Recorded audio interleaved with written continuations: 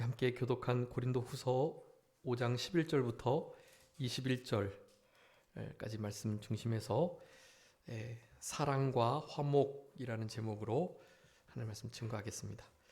사랑과 화목, 이 화목해 하는 직책을 우리에게 주셨다라고 말씀하고 그 일을 주님의 주신 사랑으로 해야 할 것에 대해서 말씀합니다. 그래서 우리 그 공과 이렇게 보시면 내용이 잘 요약되어 있는데요.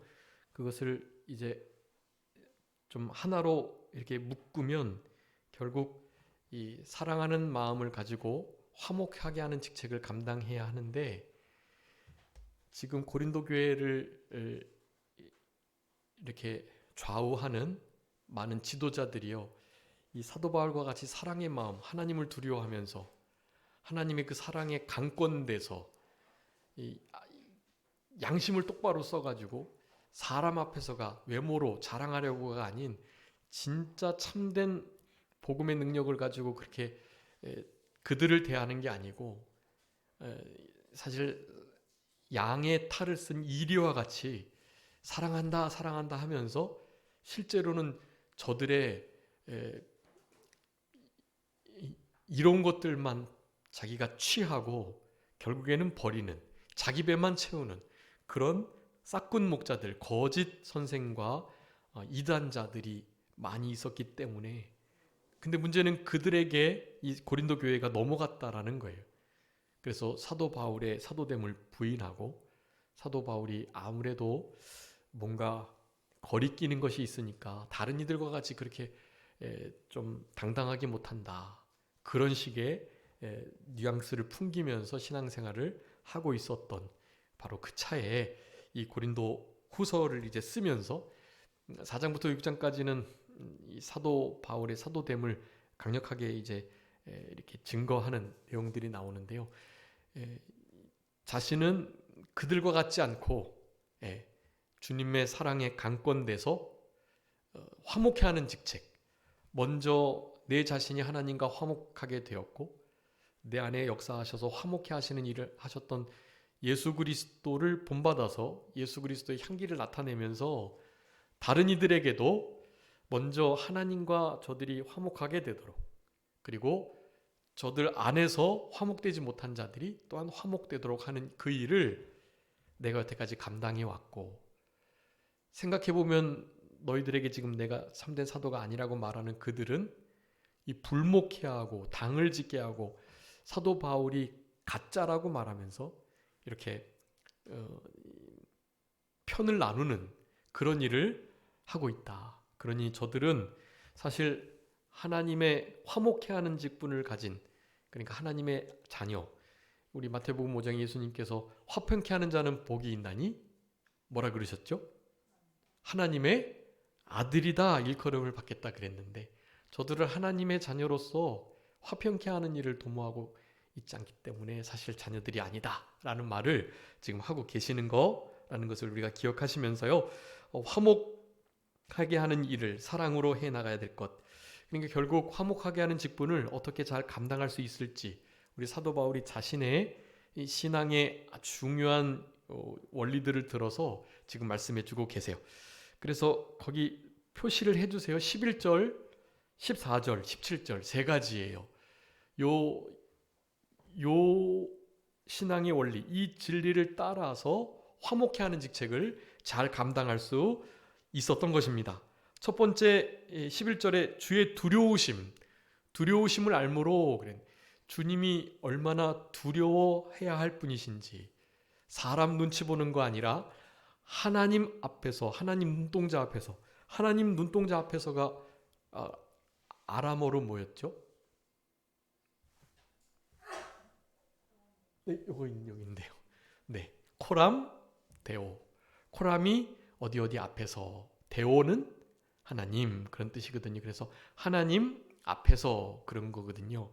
하나님 앞에서 살아간다면 사람 눈치 보지 않고 자기 양심을 똑바로 써가지고 아무도 보지 않지만 하나님이 나를 감찰하고 계시다.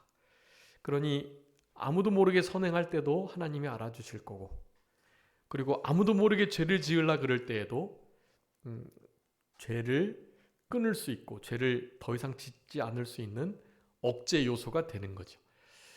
몰래 선행을 할 때에도 누가 알아주지 않아도 주님이 다 보고 계시고 아시니까 심판대 앞에서 다 갚아주실 거니까 그것을 바라보면서 혼자 있을 때에도 하나님이 기뻐하시는 뜻을 찾아서 사랑으로 그 화목케 하는 직책을 잘 감당하는 그러한 자들이 될 수 있다라는 것을 그렇게 말씀해 주는 것이에요. 그래서 주님의 두려우심을 분명히 아는 것, 여러분 이것이 이 화목케 하는 직책을 아주 잘 감당하는 첫 번째 원인이고요. 그 원동력이 되는 거고요. 주님을 두려워하지 않고서는 화목케 하는 직책 하고 싶을 땐 하고 하기 싫을 땐 안 하고 도리어 분당 짓는 일을 하게끔 하게 하고 말이죠. 그렇게 되는 거니까 주님을 먼저 두려워해야 된다는 것. 두 번째는 14절에 있는 것처럼요. 그리스도의 사랑이 우리를 강권하신다. 그러니까 그리스도의 강권적인 사랑을 받아야만 화목케 하는 직책이 감당이 되는 것입니다. 우리의 힘으로 되는 게 아니라는 거예요.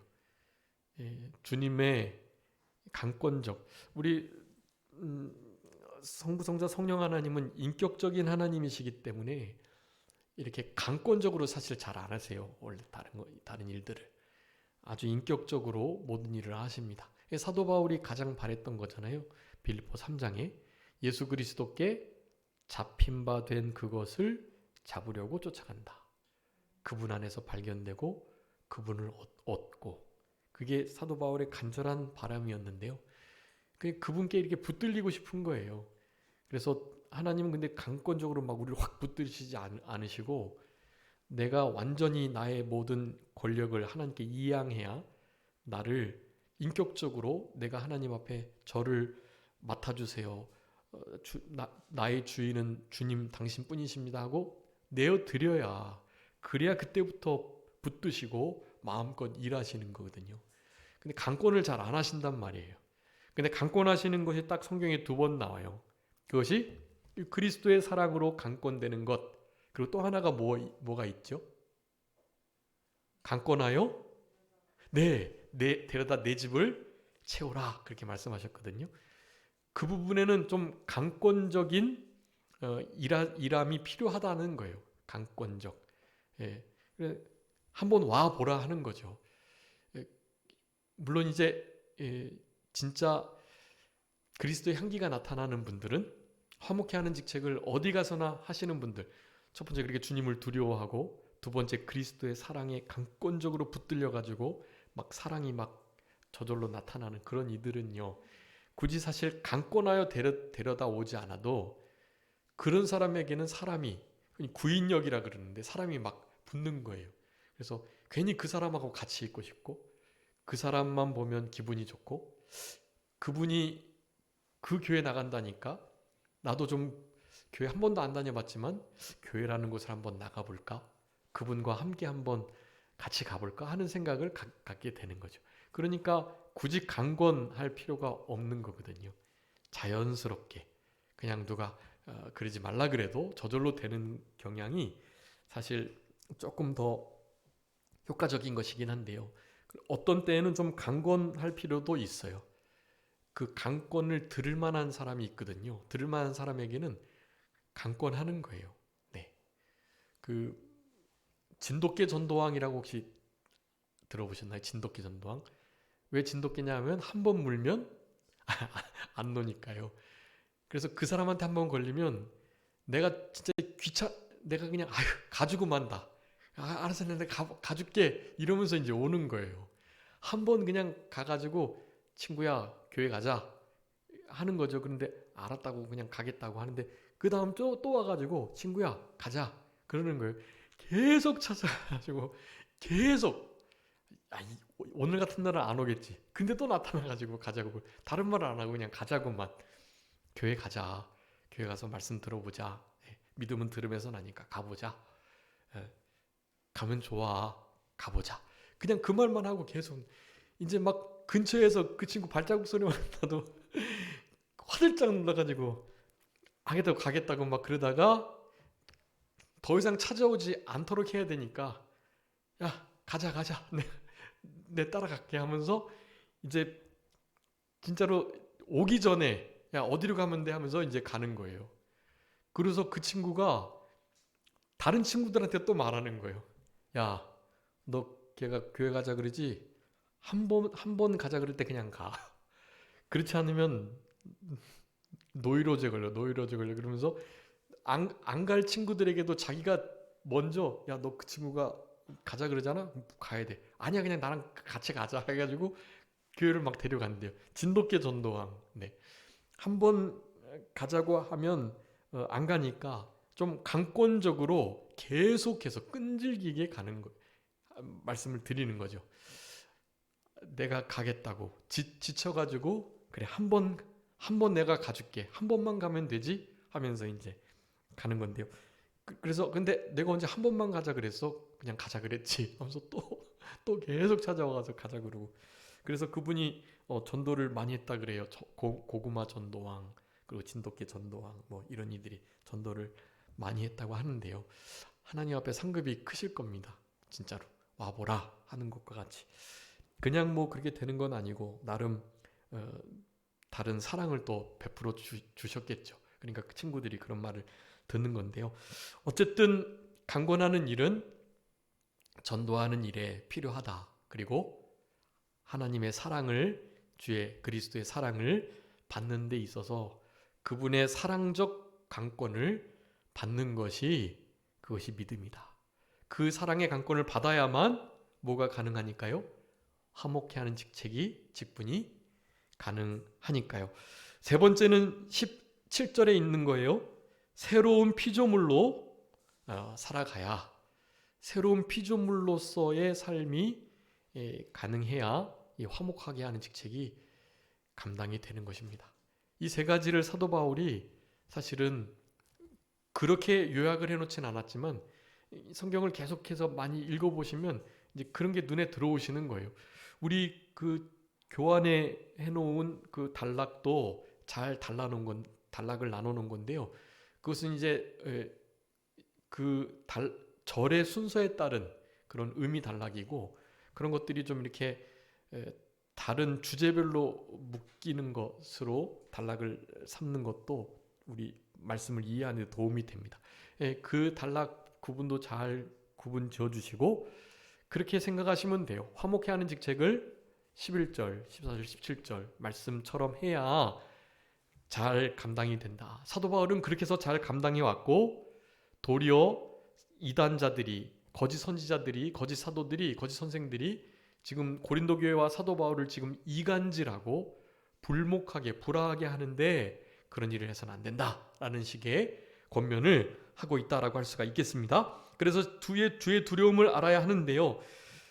주의 두려움은 실제로 우리가 두려워해야 할 분은 주님밖에 없다는 것을 알아야 합니다. 주의 두려움을 알았다. 주님이 얼마나 두려우신 분인 줄을 알고 내가 너희들을 분쟁 당짓는 일, 뭐 여러 가지 사욕을 챙기는 일 이런 일을 했다면 내가 진짜 사건 목자다 이런 의미예요. 내가 주님 두려워서라도 너희들에게 그런 거짓 복음을 잘못된 교훈을 할 수가 없다라는 말을 하는 거예요. 예전에 다녔던 교회에 섬기던 교회에 아주 좋은 권사님이 한 분 계셨는데 그 남편은 참 좋은 분인데 예수님을 안 믿고 그 권사님을 너무나 사랑해서 이제 의처증까지 생긴 경우예요. 이제 권사님이 이렇게 신방 갔다가 이제 좀 멀리 갔다가 이렇게 오실 때 차에 타고서 이제 이렇게 오니까요. 봉고차에 이렇게 주무시다가 일어나니까 여기 이렇게 눌려 있잖아요. 그러니까 눌려 있는 모습을 그 남편이 보고 어디서 자고 왔냐고 막 그렇게 묻는 분이에요. 그러니까 그렇게 해서 너무 많이 괴롭히시고 막 새벽기도 가면은 새벽에 그 목사하고 무슨 일을 하는지 막 와서 보기도 하고요. 그랬던 분이에요. 그리고 헌금을 뭐 그렇게 많이 내냐 그러면서 헌금도 잘 못하게 하시고 막 핍박을 많이 했던 분인데요. 그 한마디 딱 해서 이 남편분이 아주 많이 잠잠해졌대요. 뭐냐면 그런 말씀 안 하시는 분인데 딱 한마디 했대요. 그런 식의 오해를 하니까 이제 싸우는 거니까 반말로 내가 당신 같은 사람 속이려면 100번이도 속일 수 있다. 100번이고. 그런데 나는 하나님을 두려워하는 사람이기 때문에 내가 하나님 앞에서 내가 거짓말을 할 수가 없다. 그런 일이 일절 없으니 생각조차 하지 마라. 그런 생각. 당신 같은 사람은 100번이라도 속일 수 있지만 하나님이 두렵고 하나님을 속일 수 없기 때문에 내가 양심 써서 그렇게 살아가니까 그런 걱정하지 마라. 그런 말을 했는데 이제 그 이후로 진짜로 조금 의처증이 많이 없어지고 그리고 나서 좀 그분이 많이 이렇게 하나님이라는 존재, 신적 존재가 진짜 계시긴 계시는가 보다 하는 생각을 가지고 그렇게 생활하셨다고 하고요. 그 뒤로도 뭐 그런 일들이 많이 있었지만 믿음으로 잘 견디고 계시고 그러시는 권사님이 계셨습니다.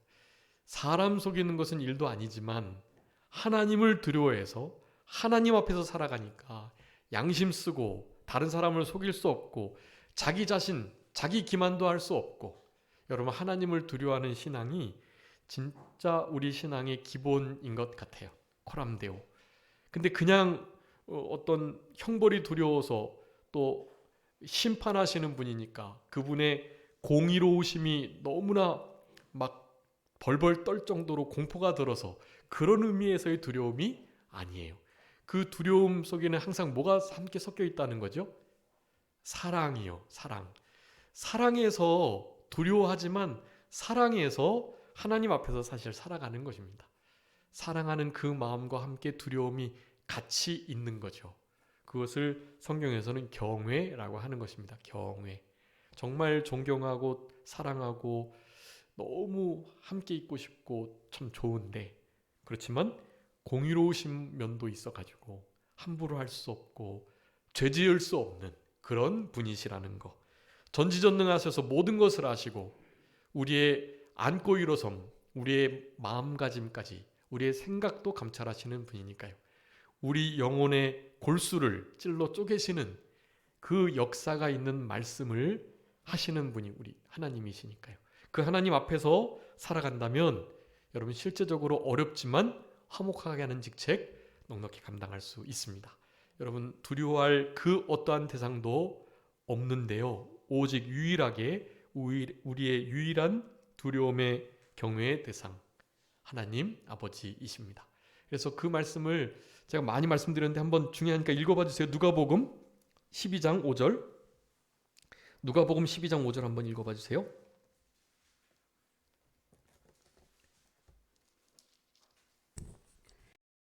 두려워할 자를 내가 너희에게 보이리니 곧 죽인 후에 또한 지옥에 던져 넣는 권세 있는 그를 두려워하라. 내가 참으로 너희에게 이르노니 그를 두려워하라. 아멘. 실제로 우리를 창조하신 그분이 우리를 구원해 내셨고 구원의 반열에 들지 못하는 이들은 그 영혼을 지옥에 던져 넣는 분. 육체의 생사화복을 주관하실 뿐만 아니라 영혼까지 지옥에 던져 넣으실 수 있는 그분. 그분만을 두려워해라. 다시 말하노니 그분을 두려워해라. 그렇게 말하고 있습니다. 그러니까 그분 이외에는 다른 것도 어떤 것도 두려워하셔서는 안 돼요. 아내를 두려워하시면 안 되고 남편을 두려워하시면 안 되고 전쟁, 사탄 마귀 그리고 그 이외에 두려워할 만한 어떤 상황들 하나도 두려워하시면 안 돼요. 여러분 하나님을 두려워하시는 것만큼 실제적 세상의 두려움이 없어지게 됩니다. 하나님만 두려워하시면 두려움이 없는 거예요. 그것은 온전한 사랑이 두려움을 내쫓는다는 말씀과 같은 거예요. 주님을 진짜로 사랑하고 가장 두려워해서 그분만을 마음에 두면 그분이 최고봉이시기 때문에 그분을 대체할 것이 없고 그분을 이길 자가 없으니 우리 안에 계신 분이 세상 어떤 자보다 크시니까 사실 두려워하실 게 없으세요. 앞으로 일어날 환란, 7년 대환란 그것도 두려워하실 게 아니에요. 그 7년 대환란을 주관하시고 다스리시고 통치하시는 분, 그분이 하나님이시니까, 그분이 우리 안에 계시니까 그것도 두려워하지 않으셔도 돼요. 넉넉하게 이기게 해주시겠다고 그랬어요. 또 11월 환란, 그 기한이 딱 정해져 있고요. 때가 되면 그 환란의 때를 감해 주시겠다고까지 하셨어요. 그러니까 너무 걱정하지 마시고 두려워하지 마세요. 앞으로 일어날 일에 대해서 두려움을 갖는 건 정말 미련한 거예요. 현재에 닥치는 실제적 두려움도 주님을 의지하면서 두려워하지 않으셔야 하고요. 늘 말씀드렸죠. 두려움이라는 감정, 그리고 사랑, 용서라는 감정적 부분들도 다 이성적으로 믿고 결단하셔야 될 부분들이에요. 두려움이 그냥 물러가는 게 아니고, 사랑이 저절로 생기는 게 아니고, 용서의 감정이 그냥 솟아나는 게 아니에요. 강권하여서 그리스도 사랑이 우리 마음 가운데 성령으로 부어질 때 진짜 사랑해 보고 싶다, 사랑할 수 있겠다라는 생각이 들지만 막상 그 얼굴 보면 그게 안 되는 거거든요. 그런데도 결단하시는 거예요. 다시 사랑하겠노라. 계속해서 다짐하고 결단하고 주님의 도우심을 요청하고. 여러분, 오늘 세 가지 있죠? 이 세 가지를 하나님 앞에 이런 마음 주십사 기도 드리시면 어떻게 될까요? 100% 그대로 됩니다. 하나님을 정말 두려워하시게 되는 거예요. 실제로 그리스도의 사랑에 온전히 강권함을 받는 자가 되고요. 새로운 피조물로 살아가게 돼요, 여러분. 그러니까 기도하셔야 돼요. 그런 기도를 하나님 앞에 간절하게 진실되게 전심을 기울여서 나눠지는 마음 아닌 의심 없는 마음 가지시고 기도하시면 정말 그렇게 됩니다. 제일 어려운 게 사람이 변하는 거, 인격이 변하는 거라 그러잖아요. 인격이 변하는 게 진짜 기적 중에 기적이라고 한다 그래요. 그건 주님도 잘 못하신다 그러잖아요. 주님도 우리가 내어드릴 때 주님이 좀 움직여서 하시는 거지, 우리가 끝까지 안 하겠다 그러면 주님도 막 강제로 하시는 분이 아니기 때문에 못하는 거예요. 피조물들 중에 모든 피조물들이 다 하나님께 영광을 돌리고 하나님 뜻대로 말씀대로 순종하는데 유일하게 하나님 형상 제일 많이 닮은 사람이라는 이 인간들이 하나님의 마음을 가장 가슴 아프게 하고 속썩이고 근심하게 하고 너무 하나님의 마음을 아프게 하는 거죠. 주님도 늘 막 안타까워 하시는 것입니다. 사실은 그런 자들이 사실 변화가 된다는 것은 정말 큰 기적이고, 용서하지 못할 사람을 용서하려는 다짐, 마음가짐을 갖는다는 것 자체가 그게 진짜 기적 중에 기적입니다.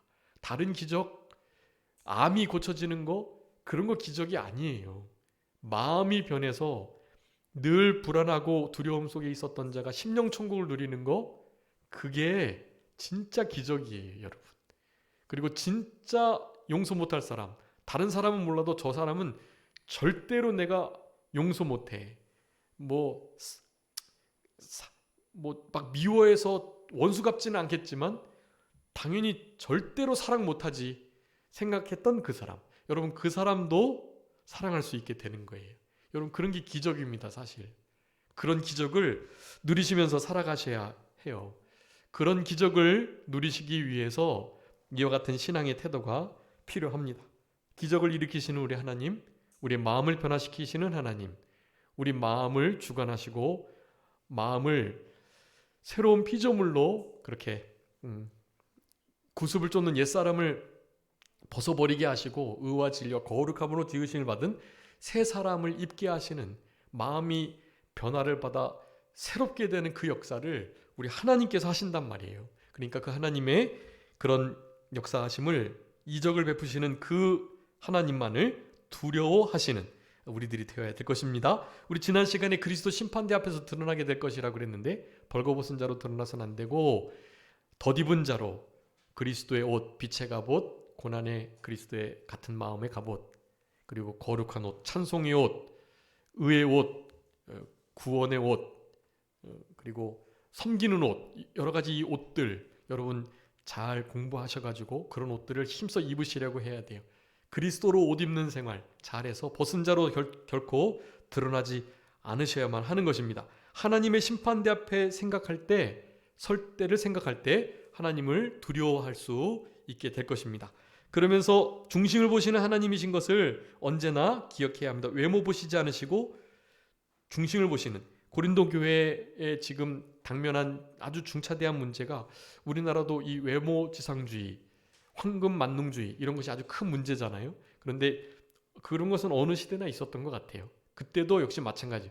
외모로 사도 바울이 사도라고 하면서 자기 병도 못 고치고, 아마 눈병이 있었던 것 같은데 눈이 빨갛고 충혈돼가지고 눈곱 끼고 눈물 흐르고 잘 보지도 못하고 글씨도 잘 못 쓰고 큰 글씨를 써서 마치 장님처럼 그렇게 막 글씨를 쓰고 가까이 종이 대고 읽고 이러니까 복음의 영광을 가리우고, 이게 저 진짜 사도 맞아? 이런 생각을 하게 되는 거잖아요.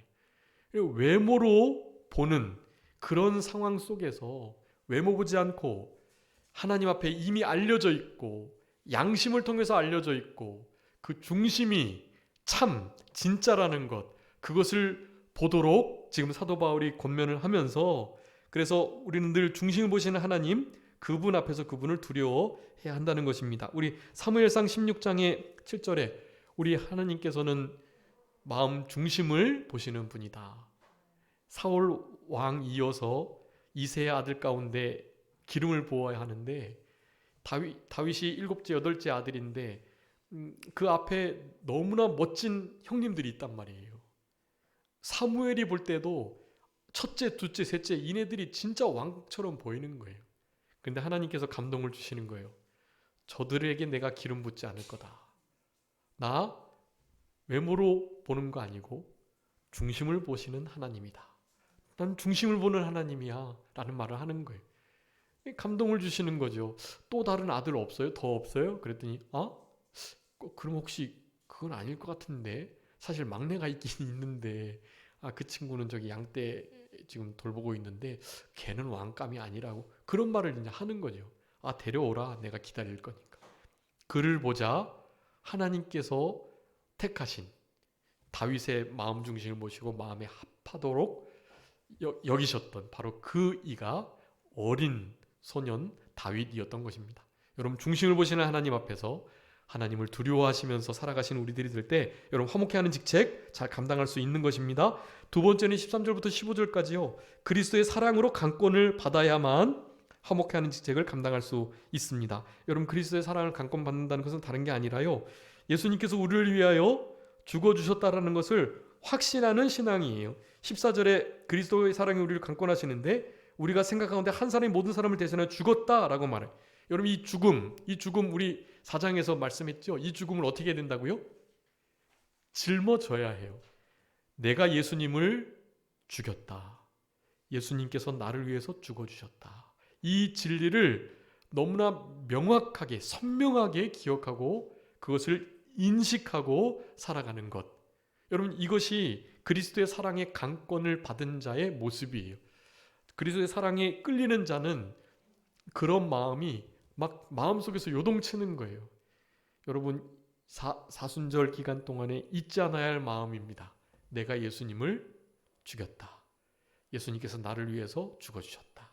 여러분, 그 생각만 잊지 않고 계속 되새김질하시고 찾으시고, 아무리 기쁘고 즐겁고 좋은 일이 있어도 그 마음을 한켠에 가지고 즐거워하시는 거예요. 그 두 개가 모순이 되지 않아요. 주님이 나를 위해서 죽어주셨다. 내가 주님을 죽인 살인자와 같다라는 그 마음이 현재 우리 가운데 일어나는 형통하고 기쁘고 즐거운 일들과 부딪히지 않는단 말이에요. 그 마음을 갖고도 너무나 행복하고 복되게 지낼 수 있어요.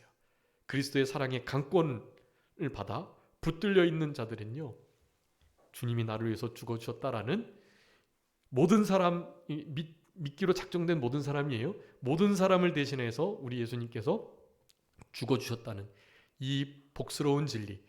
나를 위해서 죽어주셨다 했으면 참 좋겠는데 믿는 모든 사람을 위해서 죽어주셨다는 거잖아요. 이게 차원이 달라서 그런데요, 그게 가능해요. 여러분, 주님은요 나를 위해서 죽어주셨고요, 또 우리를 위해서 죽어주신 거예요. 실제로 나를 위해서, 그리고 어떤 신학자는 나만을 위해서 죽어주셨다라고 생각해도 된다라고까지 말해요. 나만을 위해서 죽어주셨다. 서로 다 나만을 위해서 죽어주셨다고 하는 거예요. 택한 모든 부르심을 받은 자들은 다 서로 마음가짐 안에 나만을 위해서 죽어주셨다 그렇게 생각해도 괜찮다는 거예요. 하나님의 사랑은 그렇게도 적용이 돼요.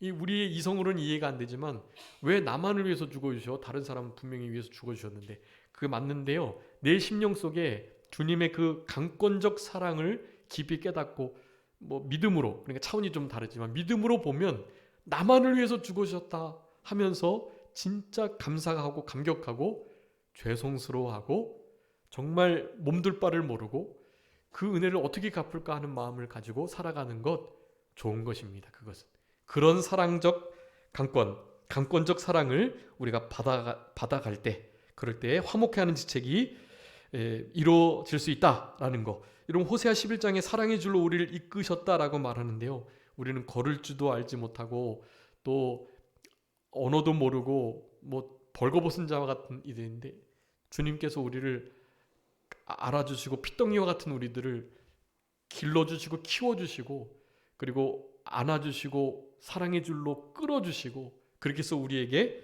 사랑을 직접 전하여 주셨던 우리 하나님이신 거예요. 그렇기 때문에 우리는 15절입니다. 더 이상 우리 자신을 위해서 살지 않고 누구를 위해서요? 우리를 위해서 죽어주셨던, 그리고 죽어주신 걸 끝난 게 아니라 3일 만에 다시 살아나셨던 예수님을 위해서 살아가는 것, 그와 같은 주님을 위하는 삶을 살아가기를 결단할 때 여러분 화목해하는 직책이 감당이 되는 것입니다. 로마서 14장 8절이에요. 살아도 주를 위하여 살고 죽어도 주를 위해서 죽나니 우리가 주의 것이로다.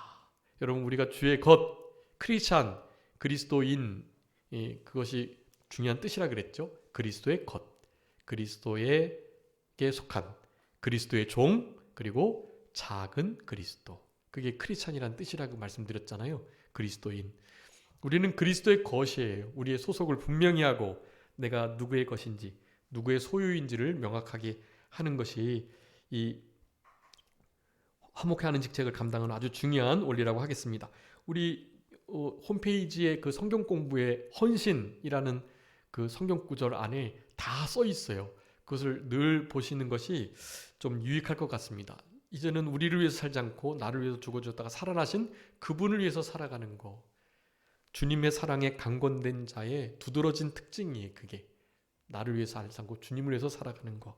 갈라디아서 2장 20절입니다. 나를 사랑하사 나를 위해 자기 몸을 버리신 하나님의 아들을 믿는, 이름을 믿는 믿음 안에서 사는 것. 내가 그리스도께서 십자가에 못 박혀 죽으셨다. 거기에 나도 함께 못 박혔다. 그렇기 때문에 이제는 내가 사는 것이 아니고 내 안에 그리스도께서 사시는 것이다. 이제는 우리를 위해서 사시는 삶이 아니셔야만 해요. 그래야 화목해하는 직책 감당될 수가 있는 것입니다. 데살로니가전서 5장 10절 한번 읽어주세요. 이거 많이 읽었는데요. 데살로니가전서 5장 10절.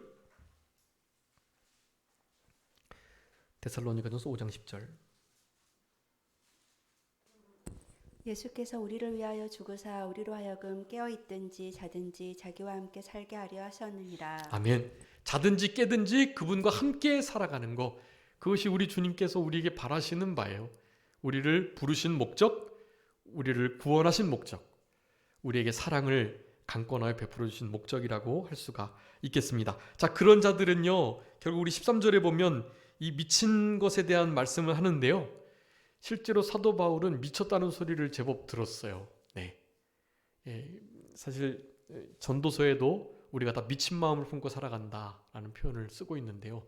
어디인가는 미치게 돼 있어요. 늘 말씀드리지만 우리 안에 성령님께 인도받아서 성령 충만하게 되어 성령님, 하나님, 주님께 미쳐 살아가든지 아니면 내 마음을 따라 그냥 평범하게 살아가는 것 같지만 그것은 우리의 주변 환경 속에서 역사하시는 사탄 마귀, 악한 영들에게 그냥 자연스럽게 지배받아가지고 거기에 미쳐서 살아가는 거예요. 나 세상에 그렇게 빠져 있진 않는데 아니에요.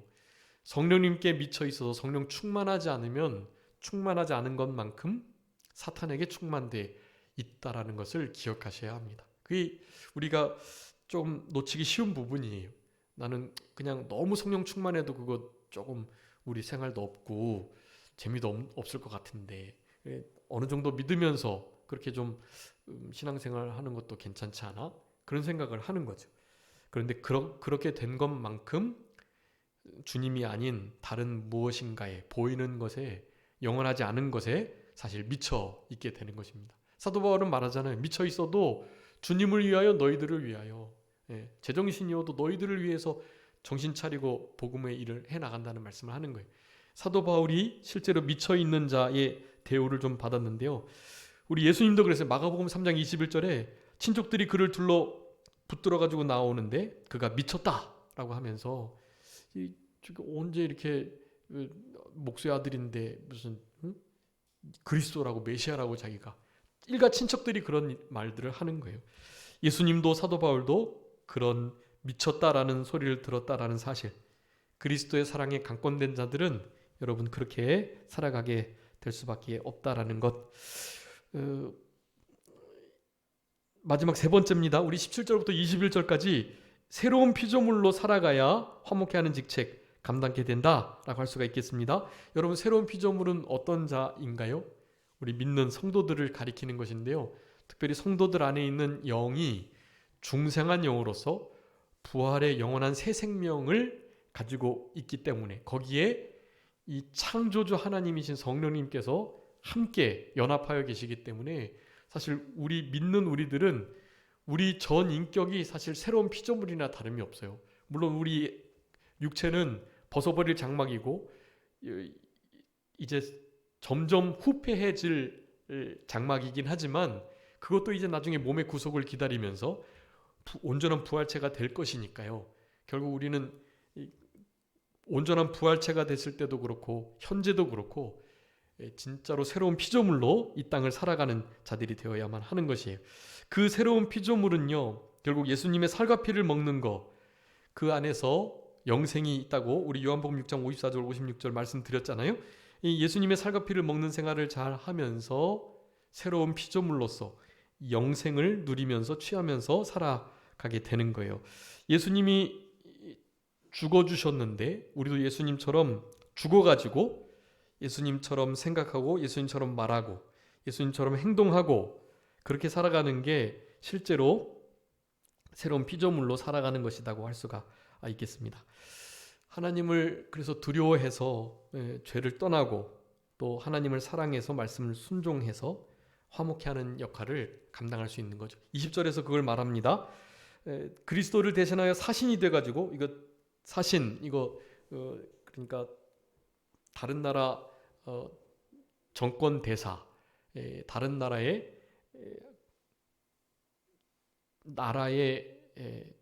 그러니까 대통령 대신해서 가 있는 대사들 말이죠. 그 대사가 있는 그 자리, 대사관, 그 자리는 그냥 거기가 그 실제적 그 나라 영토예요, 영토. 우리에게 하나님께서는 이런 중차대한 임무를 맡겨주셨습니다. 하나님 나라의 사신, 하나님의 사신으로 대사로 우리에게 이 땅을 살아가도록 하셨다라는 거예요. 그렇기 때문에 우리는 예수님처럼 그렇게 생각하고 행동하면서 양심을 똑바로 쓰고 21절에 죄를 떠나고 또 하나님 말씀을 잘 순종해서 화목해 하는 직책을 잘 감당할 수 있게 되는 것입니다. 이것은 우리가 어떤 중요한 직책을 가지고 있는지를 말하고 있어요. 화목해 하는 직분, 직책을 맡은 자, 그리고 그 말씀까지 부탁받은 자라는 것이에요. 이거 상당히 중요한 일이거든요. 그 일을 요 세 가지 11절, 14절, 17절에 주님을 제일 두려워하고 그리고 그리스도의 사랑의 강권을 받아가지고 새로운 피조물로 살아갈 때 이런 일들이 가능해진다라는 것을 여러분 기억하시고, 이 화목은 성경의 화평, 평강, 화평 이런 거와 어근이 같거든요. 이것은 우리 예수 그리스도께서 우리에게 이미 이루어 주신 일이기 때문에 우리가 이런 대사의 역할을 감당할 수 있다. 이 말씀 하나 읽어보고 마치겠습니다. 에베소서 2장 16절 한번 읽어주세요. 에베소서 2장 16절 17절.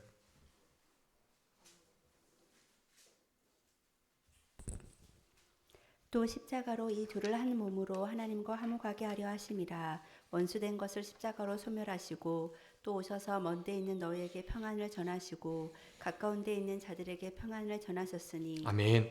예수님의 십자가의 보혈로 그 십자가로 하나 되게 하셨다. 이방인과 유대인들을 하나님과 원수되었던 불신자들을 예수님이 십자가로 화목하게 해주셨다. 이 화목에 화평케 하는 역사로 우리 주님께서 죄악의 담을 허무시고 화평하는 일을 몸소 친히 예수님의 몸으로 감당하셔서 우리에게 이와 같은 역할이 주어졌다는 것을 기억하시고, 골로새서 1장 20절에 그의 십자가의 피로 화평을 이루사 만물 곧 땅에 있는 것들이나 하늘에 있는 것들이 그로 말미암아 자기와 화목하게 되기를 기뻐하심이라 라고 말씀하셨는데요.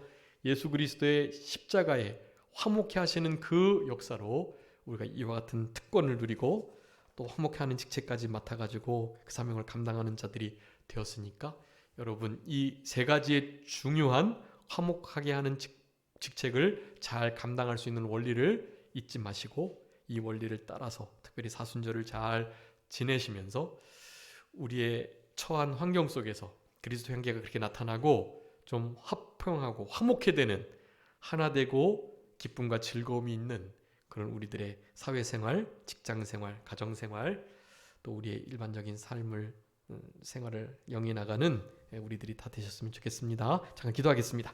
살아계신 우리 아버지 하나님 감사합니다. 우리들에게 사랑과 화목의 제목을 가지고 화목케 하는 직책을 맡은 자가 어떻게 해야만 그 일을 잘 감당할 수 있는지에 대하여 고린도후서 5장의 후반부의 말씀을 통해서 상고할 수 있도록 은혜를 베풀어 주신 것 진심으로 감사합니다.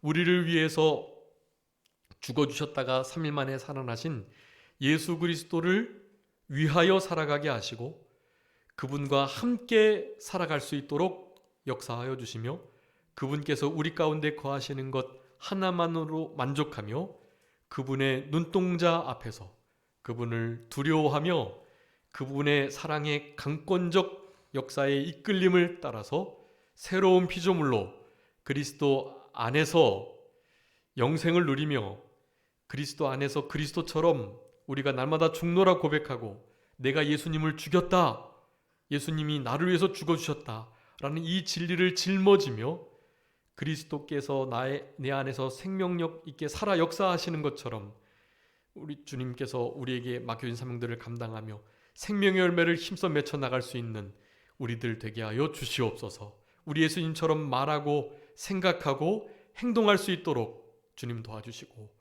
이 상황 속에서 주님이라면 어떻게 하셨을까 하는 마음을 가지고 우리 주님과 늘 깊이 교제하고 동행하면서 우리 그와 같은 삶을 살아갈 때 자연스럽게 맺혀지는 다른 사람들을 용서해주고 화목하게 하고 또 화평을 도모하는 그와 같은 역사들, 하나 되는 역사들 우리의 삶을 통해서 나타날 수 있도록 아버지 하나님 같이 하시고 도와주시옵소서. 아버지 하나님, 사순절 예수 그리스도의 십자가를 깊이 묵상하며 내가 예수님을 죽였다라는 이 진리를 붙들고 이 진리가 스티그마 우리의 심령 속에 깊이 새겨질 수 있는 복된 시간들이 되게 해주시기를 간절히 바라옵고, 돌아가는 발걸음도 주님 같이 하여 주시며 한 주간도 우리 주님 안에서 승리하면서 십자가로 늘 승리할 수 있는 그런 우리들 다 되게 해 주시옵소서.